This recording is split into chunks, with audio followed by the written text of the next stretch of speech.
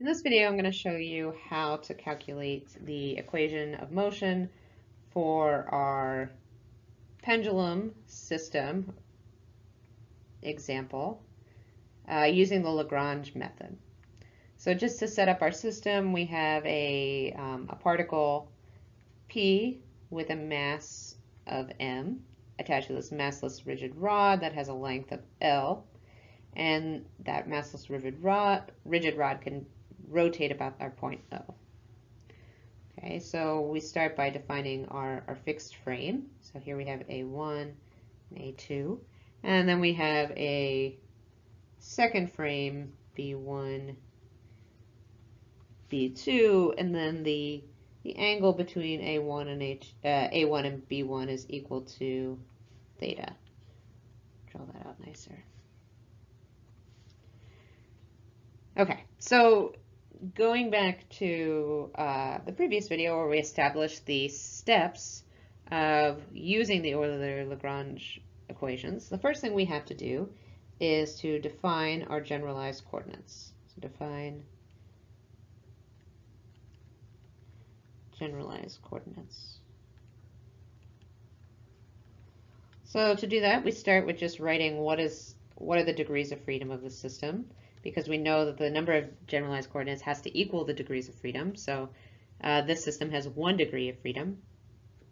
And we're going to, in this case, maybe it's quite obvious, but the generalized coordinate, or a suitable generalized coordinate for this system, is theta. And so I have 1, so I'm writing my q sub 1 is equal to theta here. And that's the generalized coordinate we're going to need, or that we're going to use, and then that means that we are going to get 1 equation of motion.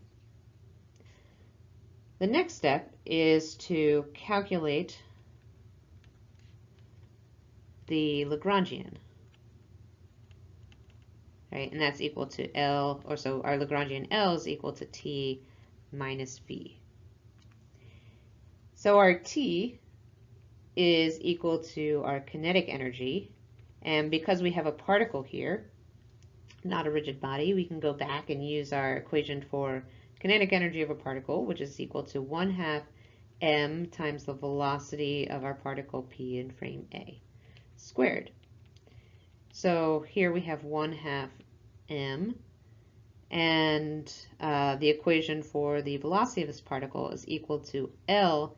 And usually we would write theta here, but now we're writing our generalized coordinates, and so now we just write this as theta dot q1 squared, which then is equal to m L squared q1 dot squared. And then next we have to calculate V, which is our potential energy. And so in this example, we're going to assume that the pendulum is at equilibrium, or that its reference position, right? Remember, we have to calculate potential energy with respect to some reference height. That the reference height is going to be when theta equals 0. So in this case, where we have the pendulum is at 0, and so the length is L. That's when we have 0 potential energy. And so just as a review, right, in order to calculate the potential energy, we have, this is equal to mg, and then we have height, right? So distance in this case, a 1 direction above our reference height. So that is this height here, right? This distance is what we want to fill in here. And we'll just call that y, right? So we'll call that y here. And we calculate that by taking the reference heights here. So here we have mg, L. I'm going to put, we have 1, and then minus this component here, right, which is equal to cosine theta. Oops, and this may take a little getting used to, but remember theta here is actually q sub I. And so now that we've calculated our kinetic and potential energy, we now equate them in order to get our Lagrangian. So we have, I'll write it just up here, we have L is equal to 1/2 ml squared q dot 1 squared, and then we minus V, so minus mgl 1 minus cosine q1. And then step 3 is to evaluate our Euler-Lagrange equation. So again, just to write that out, we have d dt of the partial of L with respect to q sub I dot minus our partial of L with respect to I dot equals qi. Now, this system is conservative because, right, so I mean, if you were to draw out the free body diagram for this system here, we have Q, or here we have our P, we have the gravitational force, and then we have a tension here. But the ball doesn't move in this, the particle doesn't move in this direction of tension, so this tension force, though it's non-conservative, doesn't do work on the system. And so what that means is we can set, in this case, we can get rid of this Q, and we can set that equal to 0. And again, I'm going to put the star here, and that's because this is a conservative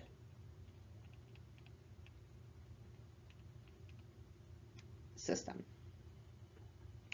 And we only have 1 degree of freedom, so we can actually, all we need to do is calculate this once. We only have to do this for Q sub 1. So I start by, you can basically write these things all out. I find it easier, at least initially, just to kind of break up these individual terms. So for example, I would first calculate, in this case, our partial derivative of L with respect to q dot 1. And so what this means is, so if we go up to our Lagrangian up here, we only have to look at this first term because the first term is this one that has a q1 dot term in it. And so we can take the derivative of this with respect to q dot sub 1, and this will give you ml squared q sub 1 dot. Then, right, if you go back to the Euler-Lagrange equation, you have to take the time derivative of that. So we can write that dt of that partial derivative we just calculated. And so we just differentiate this with respect to time, so that gives us ml squared theta double dot q1.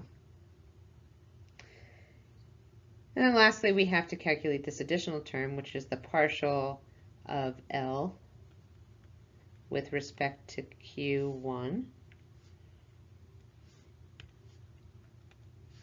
Right? And so we have this second term here. So that really what we have, if I just look up here, let's just expand this term here. This is equal to minus MGL, and we have plus MGL cosine of Q1. Right? So out of these, if you think of these 3 terms now, the only one that has a Q1 in it is this right here. So we just have to take the partial of that with respect to Q1. And that is equal to negative MGL sine of Q1. And then we plug all these terms into the equation, this equation up above. So we have this first term is equal to ml squared q1 double dot. And then we have minus the second term, so this ends up being plus mgl sine of q1 is equal to 0. We can cancel out some terms, specifically the m, and we can get rid of one L. So what you're left with is L Q1 double dot plus G sine of Q1 is equal to 0. All right, and this is the, right, so this is our equation of motion for this system. And you can go back and you can compare this to the answers that we've gotten for other equations, or using other methods, right? And you will see that this is the same. And so there you have it. This is the process for, this is how you use the Lagrangian in order to calculate, in this case, an equation of motion.